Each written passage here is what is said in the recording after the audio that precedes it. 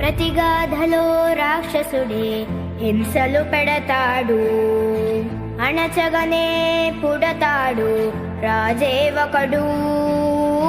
శత్రువునే కడదేర్చే పనిలో మన రాజు, హింసలనే మరిగాడు మంచిని మరిచే.